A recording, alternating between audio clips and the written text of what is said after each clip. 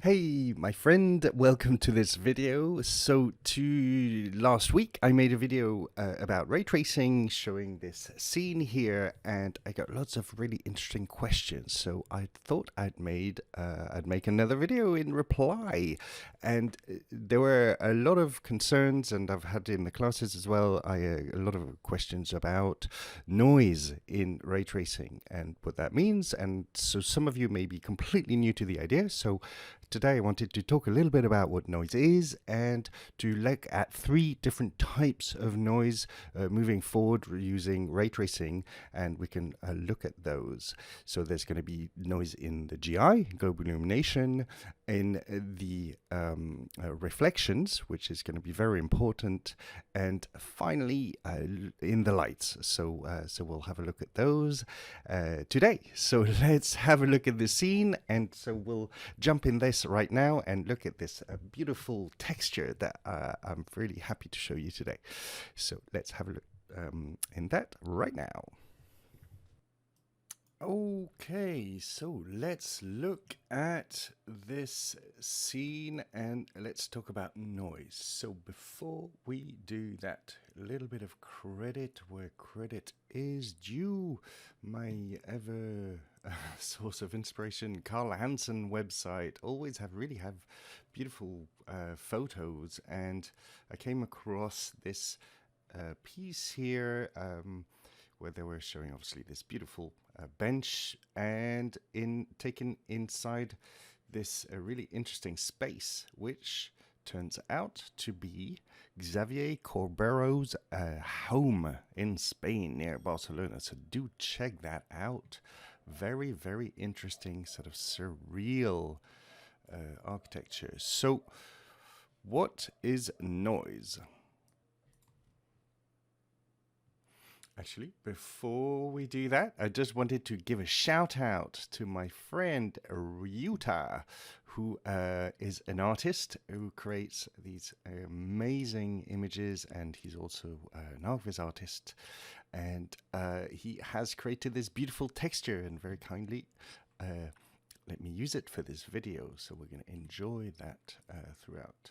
All right, so what do I mean by noise? So white noise is basically this, which is a kind of a random pattern, but being a pattern, it has some kind of recognizable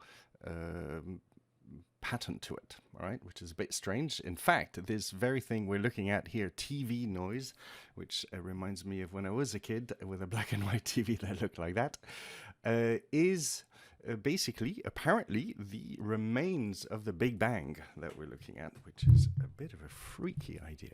Anyway, what we're looking at in terms of noise here, so let me just enable a bit more noise. Don't worry about what I'm doing right now. I'll go through it in just a sec if I can. So I'll do that and put my samples at once. So some of you, I'm lucky enough to have a 2080 Ti here, and the last video was actually on the Razer 2080, so very powerful machine. So some of you may experience much worse noise than this, than what I'm getting right now. And we're talking about here what is, so I'll make that full screen. And especially here, so even if I go into the lighting only mode, we'll see that even more. So what is this we're looking at? A lot of you were asking, well, why don't we just do it like normal? You know, you'll see, you know, you look around you and you don't see this. So what is this? Well, those of you who've used V-Ray and GI before will be very familiar with this kind of noise. It's basically the algorithm throwing around some lights, some light rays, and each one of these is basically represent a sample. So you can almost see them, these little circles that kind of appear and disappear. So what we're looking at now, which is I think is fascinating, is basically artificial intelligence working out where the light will be. So if we go into, well, actually I've got zero, I'll go into zero bounce here. So we have no noise and everything is calm and quiet, but you'll see there is no reflected light from this bright spot of sunlight here. So if I now add one level of bounce, you will see that the light is bouncing around the room, so it's bouncing from here onto the wall here. And the beauty of all this, of course, is that it is interactive. So now if I kind of move my directional light over here, which is effectively the sun, so if I press the G key, it may show, unless it looks like I've got it under the floor. So hang on, let me pause it. Here we go, found my directional light again, sunlight. And so if I now rotate this light around, you will see that this bounce light is behaving completely dynamically, which is pretty incredible. So that's what noise is, and in particular here looking at global illumination. So we'll look at other types of noise, 2 more, so we'll look at the 3 here. So what is this? It's basically GI trying to smooth out, if you want, the light that so that it looks correct. So how does it look correct? Well,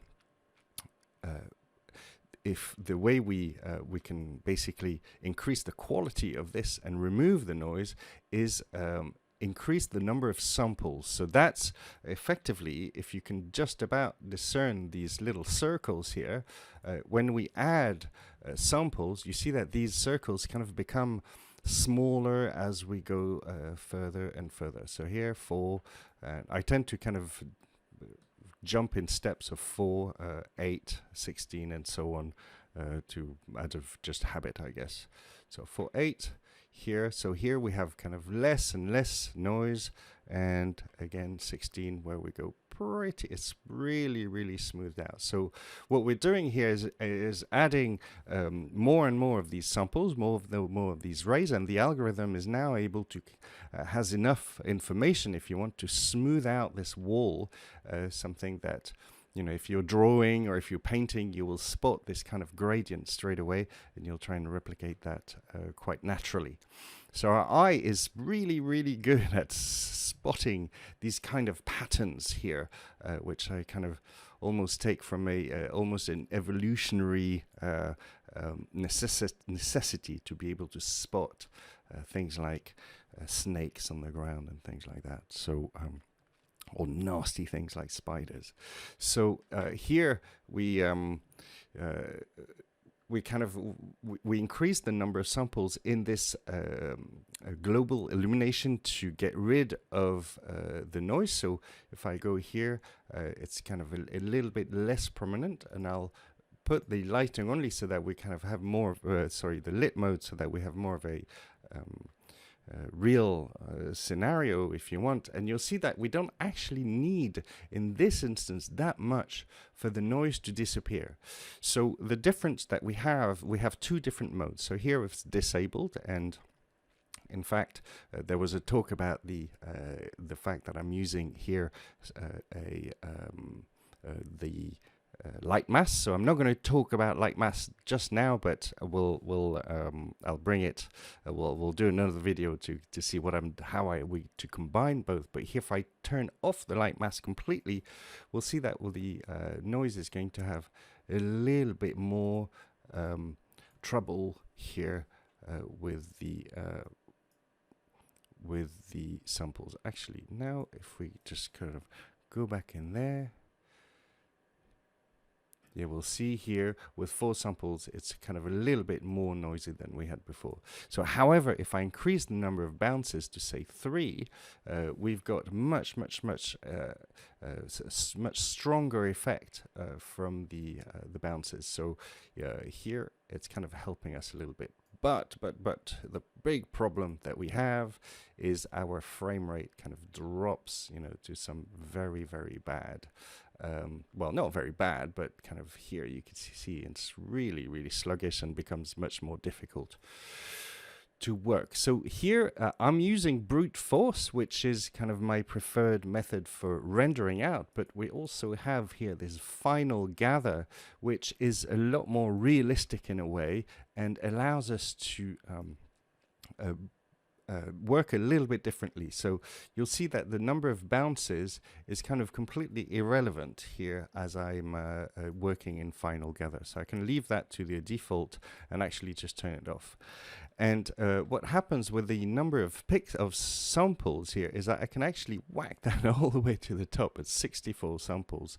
And the frame rate is actually going to behave really well at the same time, because as you see, as I'm moving my camera rather rapidly, maybe making you feel a little bit dizzy, but here you can see that this quality sort of degrades as I'm moving. However, when I leave the camera still, the image sort of catches up and I have much better quality immediately. So that works really, really well for kind of interactive presentations and so on.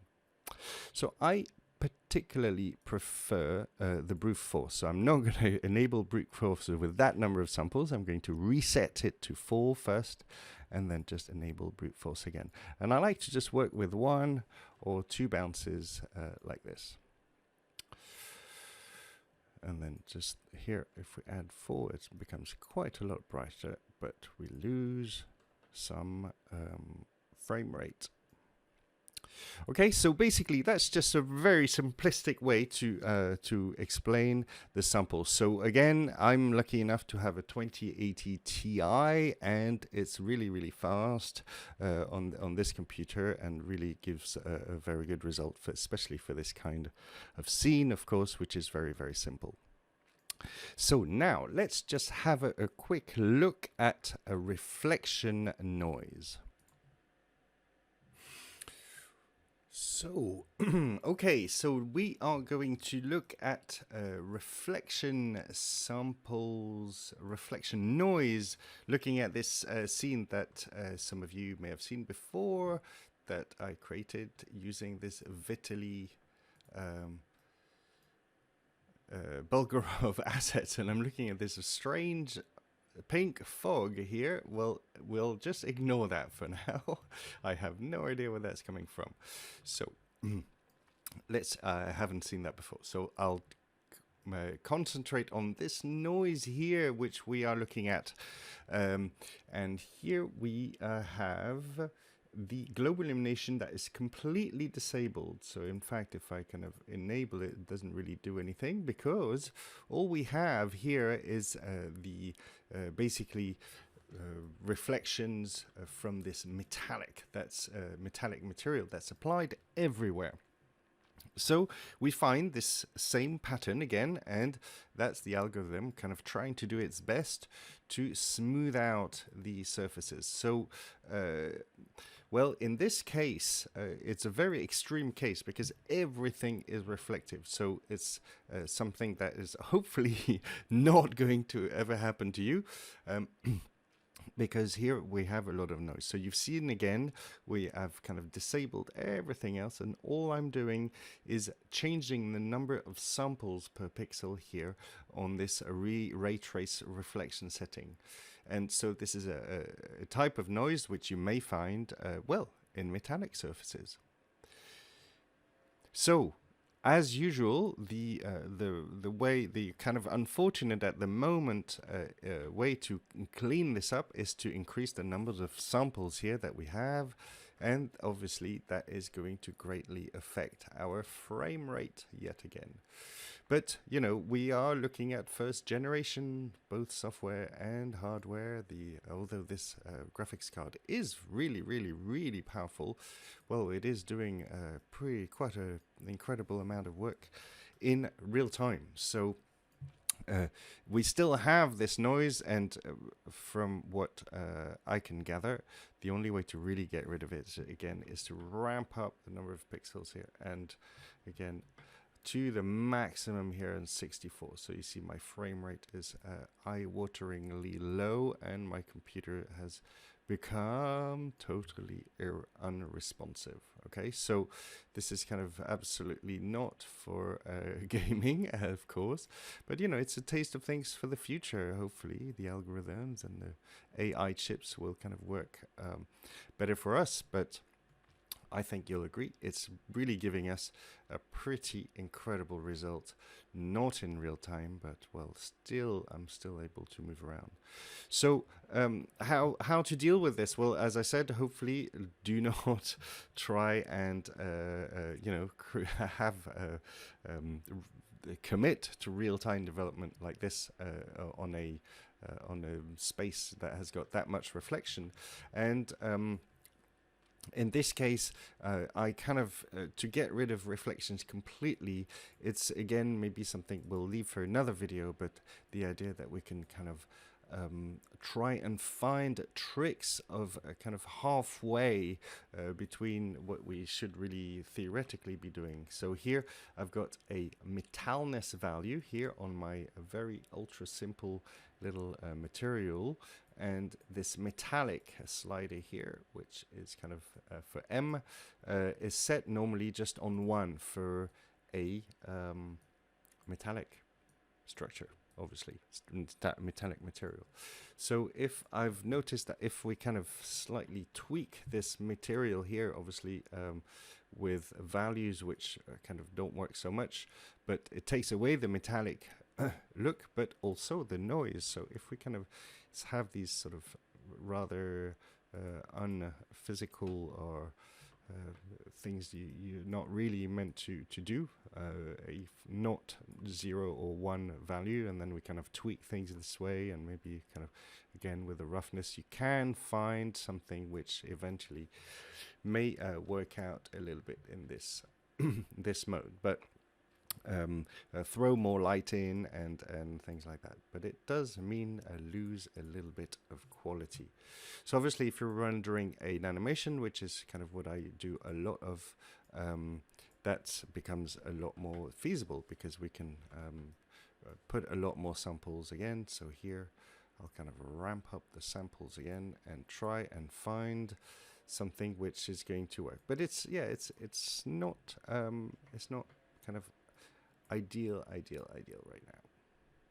We've kind of got a little bit of blurriness happening as well here. So yeah, so just to go back to our scene here, we'll find the similar kind of issues here, and the way we can also deal with it is to again play with the roughness values here, which I haven't got a slider on. So we'll maybe leave that for another time, when I haven't actually spent very much time to find ways to optimize the reflection noise, more the GI, which I think is pretty good here. Okay, so final type of noise that we can look at, which is hardly a problem really at this stage in here, but I thought I might as well just point it out, is the noise due to direct light. So here we can see that it's really smooth, and so if I can point you to this setting here in the directional light in the details panel, if we scroll all the way down, we will find a number of ray trace samples here per pixel, and here actually it's set on 1, so we don't really need to increase the quality very much, as on 1 it was already pretty good. But if I try and create, let's just put this back on 1 and see if we can actually create a large amount of noise here. So here we go. So if I change the source angle, which is going to give me a much softer edge to the shadow. So again, I've kind of given it some rather unrealistic and crazy values here, but you can see that it's giving me a little bit of noise here in the shadows, especially when I move it a little bit. So let's just go a little bit extreme here, and we find again this little pattern that's kind of dancing around a little bit here. So maybe it's hard to tell whether it's the GI or the shadows, but let's increase. So let's just bring it back over there. So here we'll increase the number of samples in the direct light and see what that does. So here I've got 1, and we'll put 4, 8, oops, 8, So yeah, I mean, it was pretty good to start with, and I think we're kind of fighting with the GI noise. Let's just go extreme again, 64. Yeah, so here now I've seen it's completely smooth, no movement. So we call it ants dancing. Here I can see maybe that's due to the GI. I'm literally looking at this kind of form here, and if I go just into the lighting only, yeah, we'll see exactly. So again, back on 1. Here we've got quite a lot of noise happening in the actual shadow, the cast shadow, the shadow edge, and here on the increasing the number of samples in the directional light, we kind of get rid. Obviously, again, a big cost to our frame rate. Actually, no, 60, something like that, 56, 60, and yeah, pretty big cost. So all of this has a lot of costs, so we will see when we have multiple GPUs. I'm sure people are going to jump on those to try and deal with this problem. More hardware, more heat, more power is going to be the solution, I guess. And that's that. So thank you very much for listening. If you want to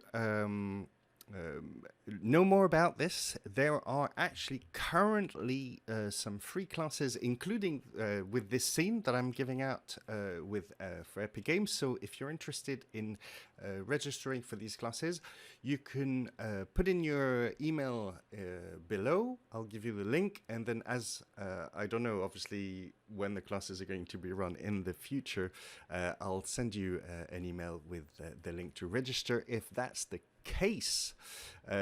If it's not, I'll send you something else.